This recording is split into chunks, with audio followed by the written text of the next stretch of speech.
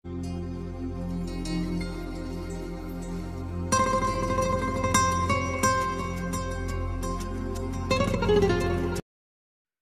ಪರಿಶುದ್ಧ ನಾಮಕ್ಕೆ ಸೋತುಂಟಾಗಲಿ. ಪ್ರೀತಿಯ ದೇವರ ಮಕ್ಕಳೇ, ಮತ್ತೆ ಈ ಡೈಲಿ ರಿವರ್ಸ್ ಸೇವೆ ಮೂಲಕ ನಿಮ್ಮನ್ನು ಸಂಧಿಸುವಂತೆ ದೇವರು ಕೊಟ್ಟಂತ ಈ ಮಹಾಕೃಪೆಗಾಗಿ ನಾನು ಕರ್ತನಿಗೆ ಸ್ತೋತ್ರ ಸಲ್ಲಿಸ್ತೇನೆ. ಈ ಡೈಲಿ ರಿವರ್ಸ್ ಮೂಲಕ ದೇವರ ವಾಕ್ಯವನ್ನು ಕೇಳುತ್ತಿರುವ ನೋಡುತ್ತಿರುವ ಪ್ರತಿಯೊಂದು ದೇವರ ಮಕ್ಕಳನ್ನ ಹೃದಯ ಅಂತರಾತ್ಮದಿಂದ ನಿಮ್ಮ ಶುಭ ಕೋರುತ್ತೇನೆ. ಕರ್ತನು ನಿಮ್ಮನ್ನು ಆಶೀರ್ವದಿಸಲಿ.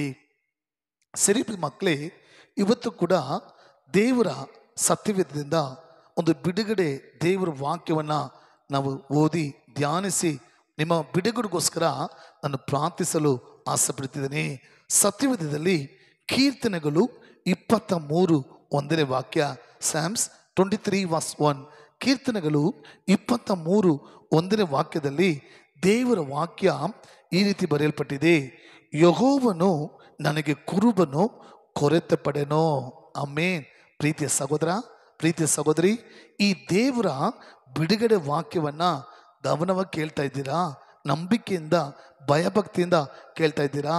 ಏನೋ ಡೈಲಿ ಪಾಸ್ಟರ್ ಕೆಲಸ ಇಲ್ಲ ಮಾತಾಡ್ತಿದ್ದಾರೆ ಎಂಬುದಾಗಿ ಅನ್ಕೊಂಡು ಆನ್ ಮಾಡಿ ಸುಮ್ಮನೆ ಕೂತ್ಕೊಂಡಿದ್ದೀರಾ?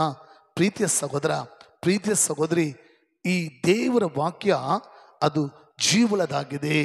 ದೇವರು ವಾಕ್ಯವಾಗಿದ್ದಾರೆ. ಈ ಜೀವಳ ವಾಕ್ಯವನ್ನ, ಈ ದೇವರ ವಾಕ್ಯವನ್ನ ಯಾರು ನಂಬ್ತಿರೋ, ಯಾರು ವಿಶ್ವಾಸ ಮಾಡ್ತಿರೋ, ಯಾರು ನಿಮ್ಮ ಹೃದಯದಲ್ಲಿ ಈ ಜೀವಳ ದೇವರ ವಾಕ್ಯಕ್ಕೆ ಜಾಗ ಕೊಡ್ತಿರೋ, ಈ ವಾಕ್ಯ, ಈ ಬಿಡುಗಡೆ ನಾಯಕನು ನಿಮ್ಮ ಜೀವನದಲ್ಲಿ ನೀವು ಎದುರು ನೋಡುವ ಎಲ್ಲ ಕಾರ್ಯದಲ್ಲಿ ಬಿಡುಗಡೆ ಕೊಡುವ ದೇವರಾಗಿದ್ದಾರೆ. Amen, hallelujah.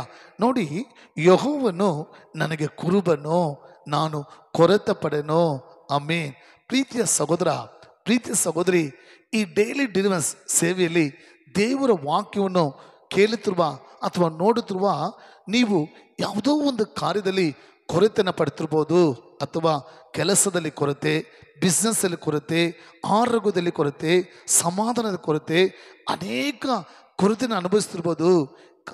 ನಮಗೆ ಬರುವ ಸಂಬಳ ಸಾಕಾಗ್ತಿದ್ದಿಲ್ಲ, ನಮ್ಗೆ ಬರುವಂಥ ಬಿಸ್ನೆಸ್ಸಲ್ಲಿ ಆದಾಯ ಸಾಕಾಗ್ತಿಲ್ಲ, ಅನೇಕ ಕಾರ್ಯದಲ್ಲಿ ನೀವು ಕೊರತೆ ಪಡೆದಿರ್ಬೋದು.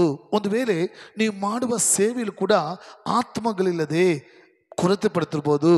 ಆದರೆ ಇಲ್ಲಿ ದೇವರ ವಾಕ್ಯ ಬರೆದಿದೆ, ಕರ್ತನು ನನ್ನ ಕುರುಬನು, ನಾನು ಕೊರತೆ ಪಡನು.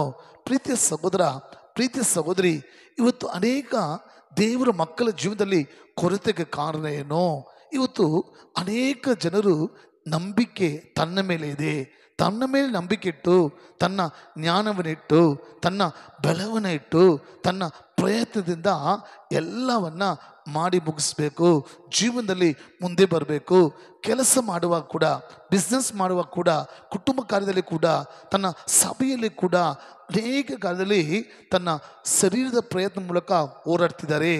ಯಾವ ದೇವರ ಮಕ್ಕಳು ಯೆಹೋವ ದೇವರನ್ನ, ಕರ್ತನಾದ ಯೇಸು ಸ್ವಾಮಿಯನ್ನ ಕುರುಬನಾಗಿ ಇಟ್ಕೊಳ್ತಿರೋ, ನಿಮ್ಮನ್ನ ಕುರಿಮರಿಯಾಗಿ ಒಪ್ಪಿಸ್ಕೊಳ್ತಿರೋ, ಯೇಸು ಕ್ರಿಸ್ತುವಿನ ನಾಮದಲ್ಲಿ ಪ್ರವಾದನೆಯಾಗಿ ಹೇಳ್ತೀನಿ, ನಿಮ್ಮ ಜೀವನದಲ್ಲಿ ಕೊರತಿರುವುದಿಲ್ಲ.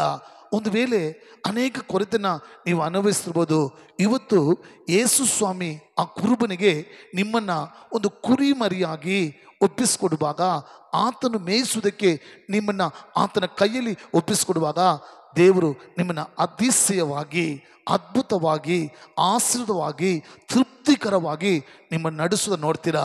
ನಿಮ್ಮ ಜೀವನದಲ್ಲಿರುವಂಥ ಎಲ್ಲ ಕೊರತೆಗಳನ್ನು ದೇವರು ನೀಗಿಸಿ, ಕರ್ತನು ನಿಮ್ಮನ್ನು ತೃಪ್ತಿಪಡಿಸಿ ನಿಮ್ಮನ್ನು ಆಶ್ರಯಿಸ್ತಾರೆ. ಒಂದೇ ಕಾರ್ಯ, ಆ ಕುರುಬನಿಗೆ ನಿಮ್ಮನ್ನು ಕುರಿಮರಿಯಾಗಿ ಒಪ್ಪಿಸ್ಕೊಡ್ಬೇಕು. ನಿಮ್ಮ ಜ್ಞಾನ, ನಿಮ್ಮ ಶಕ್ತಿ, ನಿಮ್ಮ ಬೆಲ ಯಾವುದಕ್ಕೂ ಅದು ಪ್ರಯೋಜನ ಇಲ್ಲ. ಒಂದು ವೇಳೆ ಸ್ವಲ್ಪ ದಿನ ಹೋಗ್ಬೋದು, ಆಮೇಲೆ ಜೀವನದಲ್ಲಿ ಸೋಲು, ನಷ್ಟ, ಕೊರತೆನ ಅನುಭವಿಸ್ತೀರಾ. ಆದರೆ ಪ್ರೀತಿಯ ಸಹೋದರ, ಪ್ರೀತಿಯ ಸಹೋದರಿ, ನಿಮ್ಮ ಜೀವಿತವನ್ನು ಇವತ್ತು ಕರ್ತನ ಕೈಯಲ್ಲಿ ಒಪ್ಪಿಸ್ಕೊಡಿ.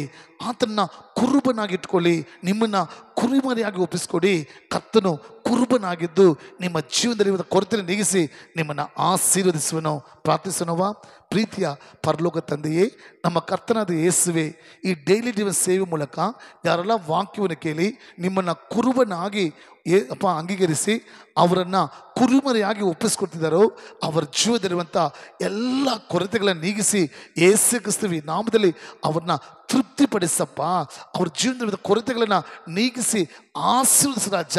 ಒಂದು ವೇಳೆ ಸಮಾಧಾನದ ಕೊರತೆ, ನೆಮ್ಮದಿಯಲ್ಲಿ ಕೊರತೆ, ಸಂತೋಷದಲ್ಲಿ ಕೊರತೆ, ಆರೋಗ್ಯದಲ್ಲಿ ಕೊರತೆ, ಕೆಲಸ ಬಿಸ್ನೆಸ್ಸಲ್ಲಿ ಕೊರತೆ, ಸೇವೆಯಲ್ಲಿ ಕೊರತೆ ಇದ್ದರೆ ಈಗ ಯೇಸುವಿನ ನಾಮದಲ್ಲಿ ಕೊರತೆಗಳು ನೀಗಲ್ಪಟ್ಟು ಆಶೀರ್ವಾದ ಪರಿಪೂರ್ಣವಾಗಿ ಉಂಟಾಗಲಿ ಸ್ವಾಮಿ. ಆ ರೀತಿ ಮಾಡಿಬಿಡೋದಕ್ಕೆ ಸ್ತೋತ್ರ ಯೇಸುವಿನ ನಾಮದಲ್ಲಿ ತಂದೆಯೇ, ಆಮೆನ್. God bless you.